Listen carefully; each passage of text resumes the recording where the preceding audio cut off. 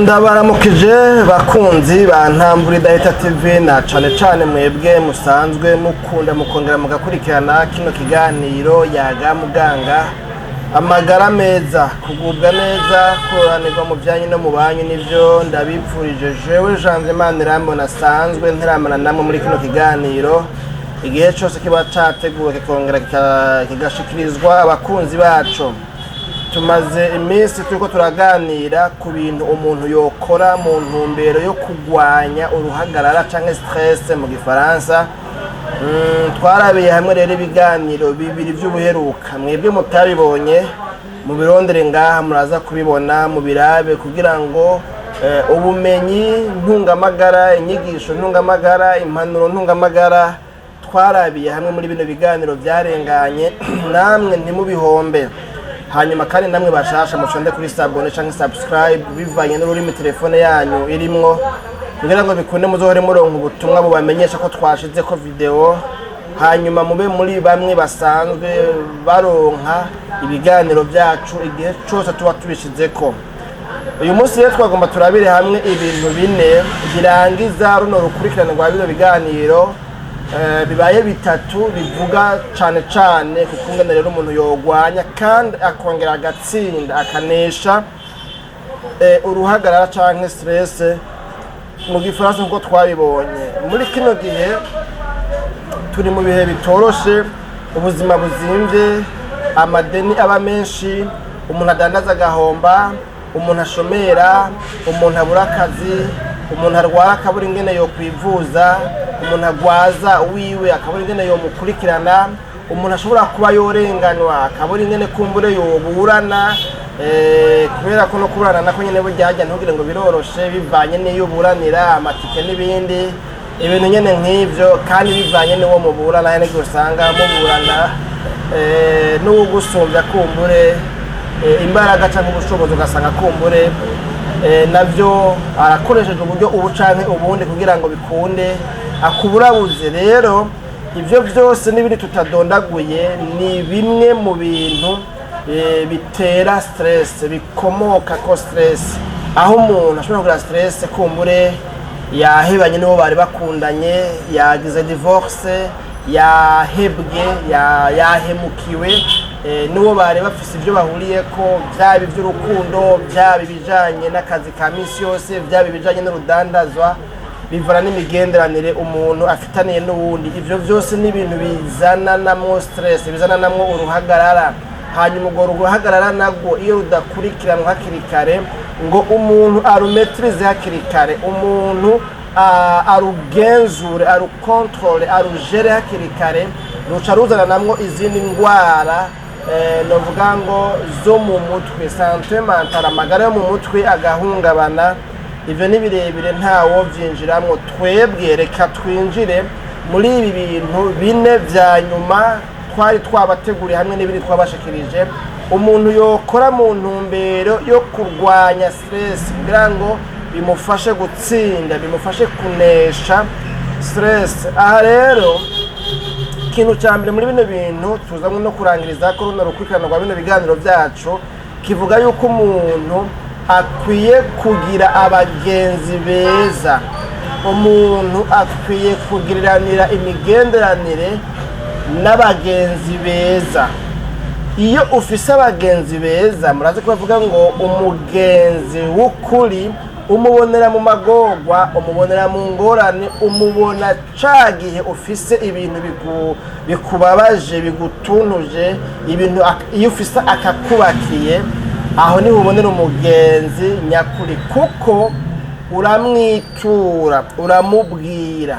Rero ngo si vyiza ko umuntu afise stress yoba wenyene, yoba nyamwigendako, yoba sinzi novuga ngo agati kuma kakisenya, yoba inyakamwe. Akwiye kuba afise abagenzi kandi beza, abagenzi novuga ngo bizewe, bizeranye, bahuza, baganira, bakumva, novuga ngo basenyera ku mugozi umwe. Iyo rero ngo abo bahari bisaba yuko uyu muntu yagize stress asangiza aba bantu ibihe ari karacamwe. akabiganira ibimubabaje, ibimucumukuje, ibimuhangayikishije. Muri ico gihe ba bagenzi baramuterera ivyiyumviro, baramuhanura, baramuba hafi, baramuremesha. Kubw'ivyo rero iyi igaca iba inzira imwe mu nzira zifasha uyu muntu kurengana ibihe novuga ngo vya stress arimwo, vy'uruhagarara arimwo. Ubaye uri nyamwigenda ko atamugenzi ufise, atamuntu ufise ushobora kubwira ibikubabaje ku mutima, ico gihe urumva yuko kugira ikibazo. Ariko umugabo ufise abagenzi beza babizigirwa, baragira barakuba hafi, bakakuremesha, bakakuganiriza, bakaguhanura, bakakubwira ingene ushobora kuvyitwaramwo, gutyo ngo biraheza bikagufasha gushishikara kumva yuko utari wenyene. Wumvise ko utari wenyene naho urumva uca wumva yuko ubaye soulage, urumva yuko novuga ngo uruhutse, uremurutse, kubera yuko bavuga yuko umutwaro wikorewe na benshi uhwahuka, ariko wikoreye wenyene nawe uravyumva nyene bica bigucinyiza, bica bikuremera wenyene. Ariko ibibazo ufise ni waronka abantu mu biganira b'abagenzi b'ukuri bizewe, bazokuremesha mbere banagufasha gutorera umuti ivyo bibazo. Murumva yuko rero iyi ari imwe mu nzira zofasha umuntu kurengera, kunesha, kurwanya, gutsinda stress canke uruhagarara. Ikintu ca kabiri muri bino bintu bine vy'uno munsi nuko ngo umuntu iyo ari mu bihe bigoye byamuteye uruhagarara, byamuteye stress, byatumye aba stressé, umuntu akwiye kwemera ubufasha. Hakwiye kugera igihe umuntu yemera agafashwa. Umuntu ntahave atinya canke agira isoni gusaba imfashanyo, kuko iki kintu kimuteye stress hamwe cogumuko kizokwega izindi ngaruka mbi nyinshi. Ariko mugabo kubera ko bavuga ngo inzu ya musavyi ntiyahiye, kandi kubera ko bavuga ngo ubukomye amashi ntibakubitako, kandi uwumanitse amaboko akavuga ngo jewe aha niho ngarukiriza, jewe ndaneshejwe, jewe ubwanje buraheze, uyu muntu aranovuga ngo aragirirwa ikigongwe, arafatwa mu mugongo. Rero ngo umuntu akwiye kwemera ubufasha bw'abandi, akwiye kwemera yuko ibiharimwo ashobora kubivamwo ari uko habayeho uwumufata mu mugongo, uwumushigikira, uwumwirura, uwumukura muri ivyo bihe vy'umubabaro. Rero ngo umuntu ntakwiye kugira isoni canke gutinya gusaba ubufasha, na cane ko asanzwe azi ko abo asaba ubwo bufasha novuga ngo ari babandi bagerageza kuba abantu babizigirwa,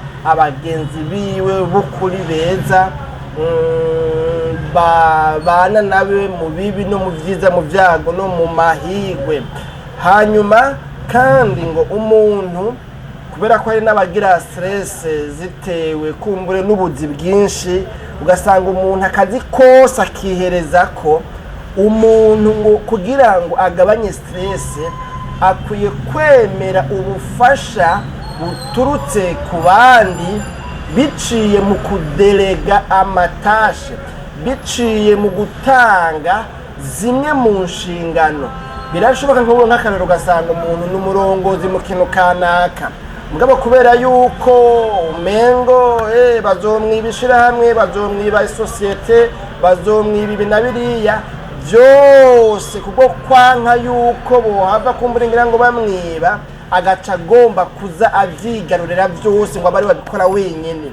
Ivyo bintu rero arabikora igihe novuga ngo akazoturika gaheba akameneka, kubera yuko yavyikumakumiye ko vyose, yavyigungiye ko vyose. Rero umuntu iyo amaze kwidentify, twabonye mu kiganiro cy'ubuheruka yuko umuntu akwiye kuraba neza ahantu hazanana ibibazo. Iyo umuntu asuzumye agasanga ibibazo afise, uruhagarara afise rukomoka mu bikorwa byinshi akora, nimba hari abo bakorana, nimba hari habo yitwa ko ari umukoresha wabo akwiye kwemera ubufasha buturutse ku bandi no mu buryo bwo kubaha bimwe muri bya bindi yakora ngo babe ari bo babikora.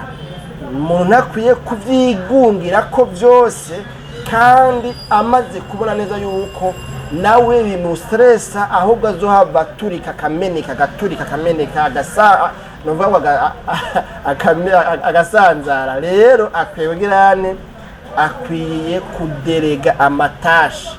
Nibaza ko duha tubibona hirya no hino ugasanga umuntu ibikorwa byose agomba ngo bari babikora, ntagomba gusabikanya n'abandi, kandi bavuga ngo agapira karyoha ipasi kandi ngo biryoha bisangiwe. Dode rero kwinjya y'umwe rishano ibyo bikorwa rero uri kuribohera ko wagize nkaho mengo ni injya yiwawe gusa nijya batarishano uraraba ugabanye ibikorwa mu byo ujejwe, hagire abo ubigabaniriza ko nabo bakore kugira ngo kumbure mufashanye mwese mwuzuzanye. Ibyo byose rero ngo birashobora gufasha haba muhira haba ku kazi. Ugasanga umuntu nyine agomba kuvyikorera we nyine byose yemeye rero akagabanya bimwe agahereza abandi kugira ngo nabo bazezwe ibyo, arihe kwa imisi yose karacunganwa umunota ku wundi, isegonde ku isegonde. Ugasanga ibikorwa ngira ngo bizohava binamuhitana. N'abakora kuvuga ngo nta muntu yishwa n'ibikorwa cyangwa se nta muntu yishwa n'akazi. Ibintu nyene nk'ibyo, ibyo ni ibintu bibiri turabiye hamwe. Ibintu bibiri bya nyuma nabyo nuko ngo umuntu akwiye kwiha agambo gufata imyanya yo kwinezereza. Ngaha ifise n'uvuga ngo accordez-vous des moments de plaisir. Ugire wihekeya wibabare wiyiteho witwararike ubuzima bwawe nawe ubwawe. Hanyuma uburyo buhari genda wihe kamwe, uburyo buhari genda nawe woketa ka brochette mushikake shikura wumve ko ubuzima bushoboka bukiriho bukiryoshe.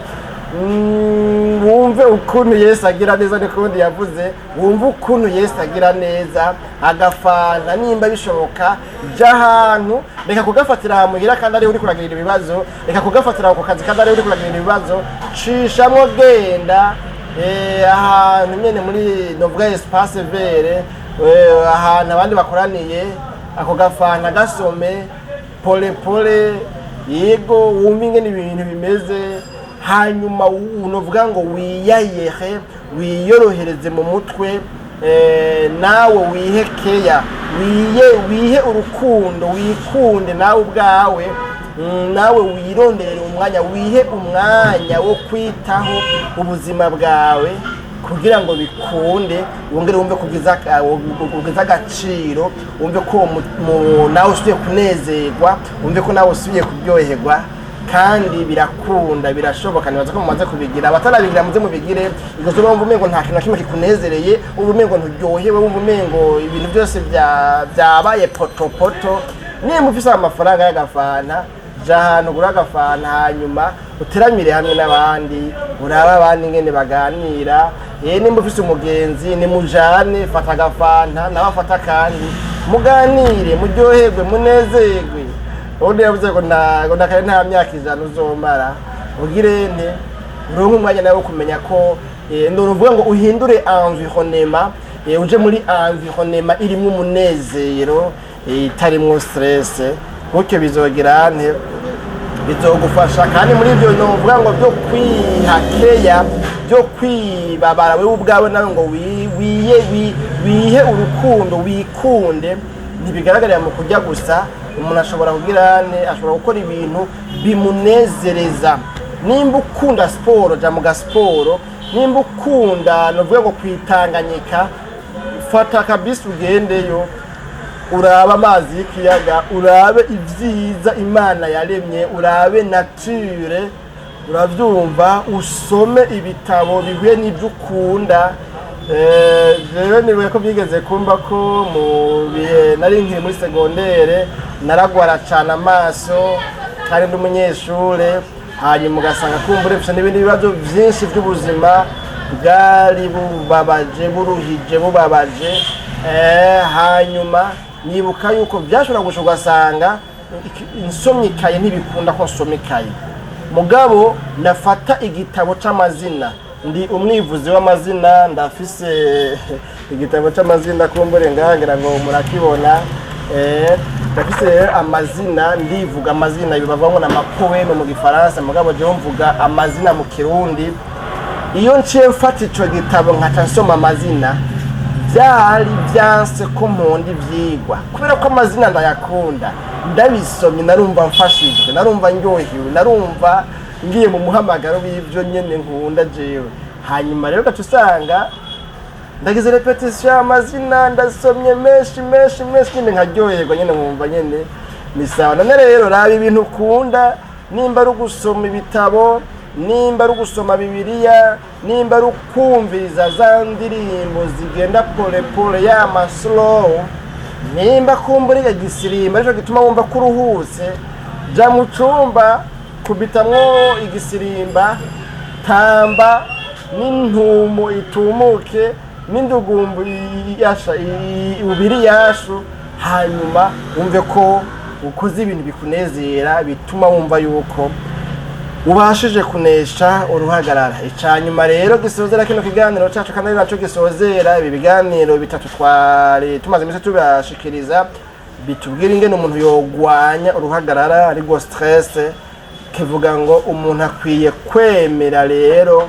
akemanga yuko hariho ibyo adashoboye, kuko akenshi umuntu aba stressé par ibintu yipfuza gukemura, yipfuza gutorera inyishu, yipfuza gusurmonta, yipfuza kurengera, yipfuza kurengana, yipfuza kunesha, mugabo bikaba bishishikana kumwereka yuko navyo biri ngaho bitavaho atahane namwe bija.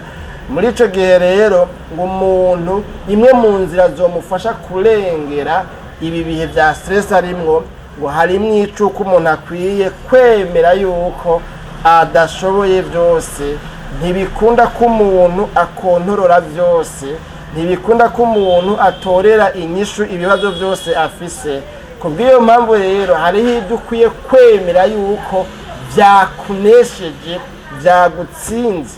Reka kuguma novuga ngo nawe wistressa davantage mu gihe ubona yuko ikintu cazananye kugora uruhagarara, naho wo kwimena kwibuye kidashobora gutorerwa inyishu. Menya yuko hari ahantu ugarukira mu gukontorora ibintu, menya yuko hari ibintu bigusumbya, novuga ngo ubushobozi, nawe menya yuko hari ahantu nawe udashobora gushikana. Hama wemere gutsindwa, wemere ati ndatsinzwe, kandi ni wiyakira, ukiyakira yuko ico kintu cakunesheje cakunaniye, ale ucubandanya n'ibisigaye. Ya Bibiliya yera yo duhadutse bivuga ngo gira ube maso ukomeze ibisigaye bigira bipfe. N'ayandi majambo rero muze mu bisome kubera ntitubandanye muri ayo majambo kubera iki kiganiro ni Yaga Muganga, ntabwo ari ibiganiro by'iyobokamana. Mu kiganiro gitondo gishasha canke mu kiganiro umutsima w'ubugingo. Nuko rero bakunzi b'ikiganiro Yaga Muganga, ni hano tugomba dusozere rero kuri kino kintu ca nyuma. Umuntu akwiye kumenya yuko hari ibintu birengeye ibyo ashoboye, hanyuma akaya kuguma yimena umutwe ahangayika, akiyakira, akemera ibyabaye akabyakira, hanyuma akabandanya ubuzima, kuko après les échecs la vie continue. Naho byo babishaka ugasanga ko muri kubandanya bigoranye bitameze neza ko umuntu abishaka, ariko ubuzima burabandanya. Jewe Jean Imana irambona, ariko ntaramisha kino kiganiro, ndabikebanuye. Naho ubutaha mu kiganiro Yaga Muganga c'ubutaha.